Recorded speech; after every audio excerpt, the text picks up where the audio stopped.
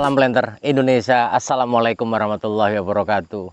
Kali ini kita berada di penanaman kelapa sawit di usia 28 bulan mau menuju ke 29 bulan, di mana produksinya sudah kita mulai eksploitasi dimulai 26 bulan. Nah, pembahasan kali ini adalah bicara tentang pemupukan urea. Pemupukan urea adalah salah satu pupuk yang urea merupakan pupuk yang utama di tanaman kelapa sawit kita yang sebagai sumber nitrogen yang besar bagi tanaman kelapa sawit dengan 46% nitrogennya. Lah, di usia 28 sampai menuju 29 ini kali ini kita menggunakan 1,25 kg yang kita laksanakan nantinya per tahunnya adalah 2 kali, yaitu sekitar 2,5 kg per tahun yang dibagi 1,25 kg plus 1,25 kg. Lah, pada penggunaan urea ini apalagi pada hari ini harga urea non subsidi sampai menembus harga yang cukup besar, maka kita harus memahami benar-benar bahwa pemupukan ini memang harus tepat untuk tanaman kelapa sawit kita.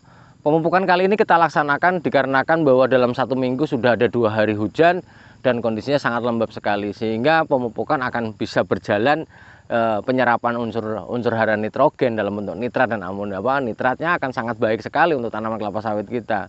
Maka jangan sekali-kali kita memupuk ke urea di mana 2 minggu sudah nggak ada hujan kita pupukkan, jangan. Karena lebih bagus gimana pending saja nunggu ada hari hujan, karena kalau tidak ada hari hujan tanah kita tidak memiliki daya dukung kelembaban, maka mupuk kita ya mupuk urea sama dengan mupuk langit yang pernah kita bahas.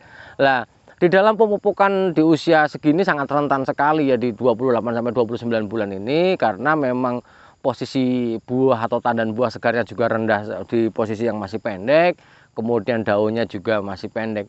Lah, salah satu pemupukan urea ini memang ketika mengenai buah pasti akan berpengaruh terhadap kondisi buahnya nantinya, karena urea termasuk memiliki senyawa garam. Ketika dia garam terkena buah pasti akan sangat berpengaruh. Kemudian daun, pada hari ini jam 9 kita memupukkan pas ini tadi dimulai dari jam 7, karena bahwa gini, ketika ada butiran-butiran hujan, butiran-butiran kelembaban ini ketika mengenai daun juga akan sangat berpengaruh.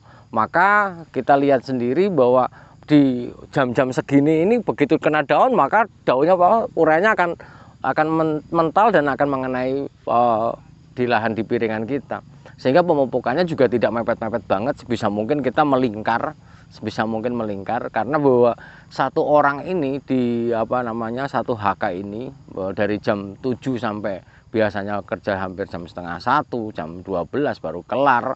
Karena ada targetnya, karena targetnya sekitar 400 sampai 500 kg. Hal ini menjadi sangat penting. Dan kenapa target ini menjadi bagian yang sangat penting? Karena bahwa Ancol ini dulunya sudah pernah kita ratakan, jadi karyawan bekerja dengan sangat nyaman sekali sehingga outputnya seperti itu. Maka kalau untuk pemupukan di lahan berbukit pasti outputnya ataupun kemampuan satu orang pemupuk pasti akan berbeda-beda, tergantung sangat dari lahannya. Kemudian yang paling penting sekali lagi ketika pemupukan urea ini adalah bahwa kita harus memperhatikan juga keselamatan dari karyawan kita. Karena bahwa ketika urea sendiri kena panas, kemudian terjadi penguapan amoniak, dan jika terhirup sama manusia juga akan pengap dadanya.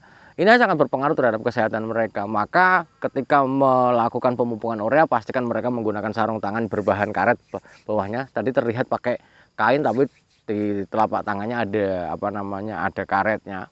Kemudian menggunakan masker, sebisa mungkin menggunakan penutup wajah sini maskernya supaya juga jangan terhirup amoniaknya.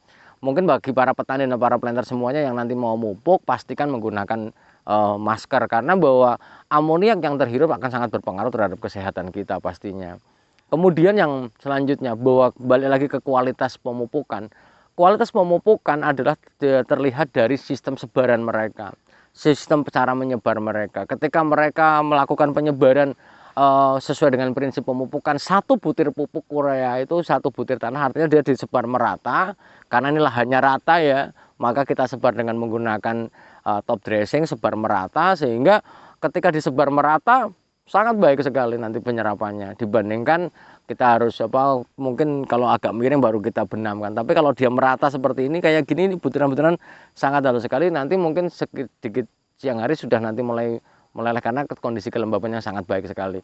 Lah, yang perlu dipahami lagi adalah begini, Ketika pemupukan urea ini sering menggumpal, maka kuncinya jangan sampai ada gumpalan. Karena sekali lagi, urea yang kena langsung sinar matahari, maka akan terjadi penguapan amoniak dalam jumlah yang banyak. Sehingga jangan sampai terjadi penumpukan di piringan kita, ataupun lagi masih bongkahan-bongkahan itu masih ada, jangan. Kita hindari. Kita sampaikan kepada karyawan kita, jangan sampai ada bongkahan-bongkahan ini. Bisa mungkin melingkar. Satu catatan adalah ketika pokok yang ada di tepi jalan, maka pemupukannya adalah tidak melingkar, namun adalah setengah lingkaran. Jadi di jalannya nggak kita pupuk, apalagi apa yang ada di tepi parit juga seperti itu. Kita memupuknya hanya setengah saja, setengah lingkaran saja, setengah lingkaran piringan, tidak total kita pupukkan. Karena kalau kita pupukkan hujan besok habis, yang separuh akan cepat hilang gitu. Sehingga kita pupuknya adalah hanya setengah lingkaran saja. Mungkin itu saja dulu yang dapat saya sampaikan di garis besar di pemupukan di tanaman kelapa sawit kita. Intinya seperti ini, bahwa pemupukan urea ini sangat penting karena urea dengan 46% sebagai penyumbang nitrogen terbesar bagi budidaya kelapa sawit kita harus tetap kita laksanakan. Pelaksanaannya adalah 2 kali setahun, di mana usia segini kita sudah kasih 2,5 kg supaya bagaimana bisa memberikan hijau daun yang bagus, kemudian unsur nitrogen benar-benar optimal untuk pertumbuhan tanaman kelapa sawit kita.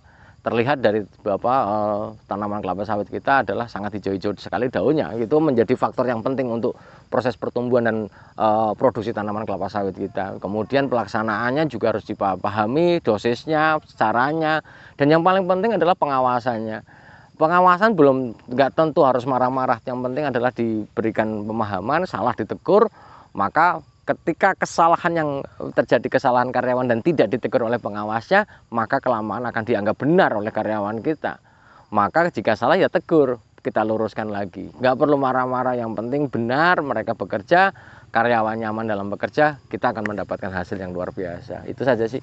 Terima kasih, salam hangat bagi keluarga Anda di rumah, dan semoga Allah memberikan kesehatan dan keselamatan bagi kita semuanya dan rezeki yang tidak disangka-sangka oleh kita. Terima kasih, salam sehat semuanya, salam planter Indonesia. Assalamualaikum warahmatullahi wabarakatuh.